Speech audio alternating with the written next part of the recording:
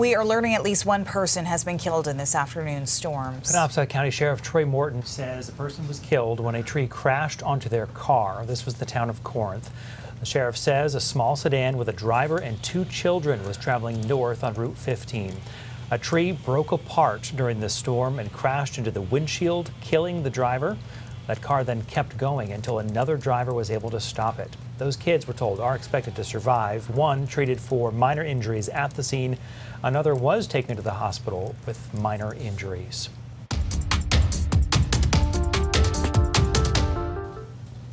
Today, family members of Johann Sebastian Guerrero spoke publicly for the first time since he was shot and killed by an ICE agent during that traffic stop on Monday morning in Biddeford. News Center Maine's Bailey Cornick joins us live from Biddeford with more on that. Hi, Bailey.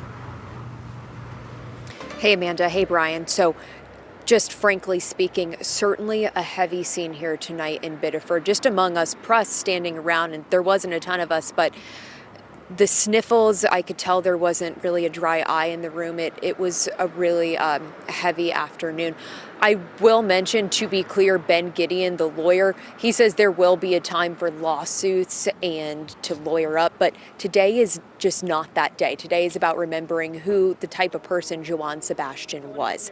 Carolina spoke about the type of person he was, and he was just a loving partner, a devoted husband to their dad, Dulce, a good man who had multiple jobs, and he spent all his time making sure their life in this country was a better one.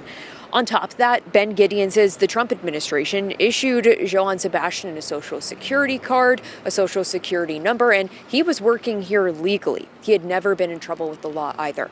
So let's take a listen to some of Carolina's remarks this afternoon about the type of dad and husband he was. He was a man of the smallest thoughtful gestures, devoted to our love. He always made me feel like a queen. I never wanted for anything. He gave me more than I ever dreamed of. I will never have the words to express what a marvelous, loving man God gave me. And I don't have the strength to tell her that Papa isn't coming, that she can't hug him anymore or tell him, Papi, I love you. Every night, she asked for him. She always slept next to him, and now she can't.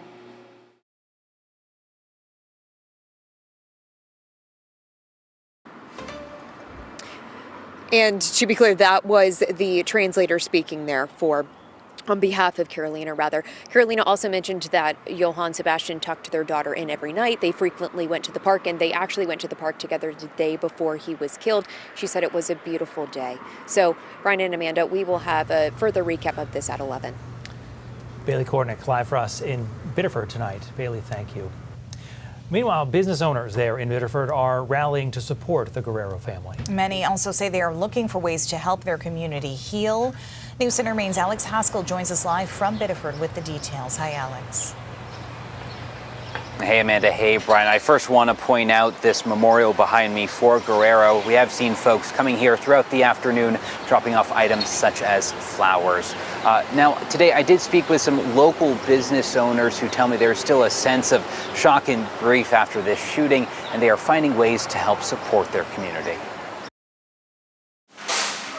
I get personally very fatigued by the internet, the back and forth. I think it's exhausting. Catherine Ham says she'd much rather focus on fish as co-owner of the seafood restaurant Fish and Whistle. That's what we do best. But after the shooting of Johann Sebastian Guerrero, Ham says she found herself spending more time online, sharing a fundraiser on her business's Instagram page to support Guerrero's family. That feels like the most tangible way that we can make a difference right now. Supporting other groups that are giving support to the immigrant community right now because people are very scared. Ham isn't the only business owner looking for a way to help. I'm here for our community. Kelsey Cummings painted this message on her shop's window, hoping it reminds people they are not alone. I'm going to work hard to make sure people know about this too. So if I have to write a message on a window, if I have to show up, I'm here for my community.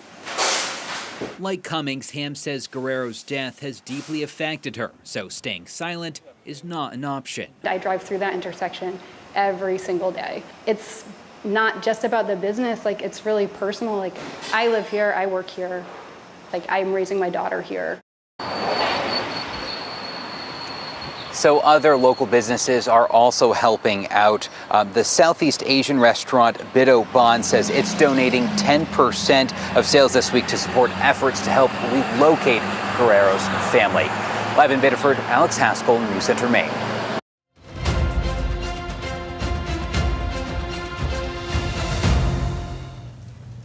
Tonight at 7, we are hosting a debate between Democratic candidates competing to face Senator Susan Collins in November. You can watch on air and online. We do want to bring in our own Christian Harsa now with a bit of a candidate introduction. He's live in our studio. Hi, Christian. Hi, Brian and Amanda. In just less than an hour, we're going to have 8 candidates starting to go through our 2-phase debate here. Now, they're going to be competing to go up against Senator Susan Collins in November. In that first half, there's going to be many familiar faces, including Secretary of State Shanna Bellows, former Maine Senate President Troy Jackson, and former Maine CDC Director Nirav Shah. All 3 of those ran in the gubernatorial primary back in June. They'll also be joined by political strategist Jordan Wood, who came in 3rd in the District 2 congressional primary. You'll be hearing from those candidates again in that first half of tonight's debate. In that second half, we will have, which will start roughly around 8 o'clock, we'll also have 4 candidates. David Costello spent nearly a decade working for USAID and recently ran unsuccessfully,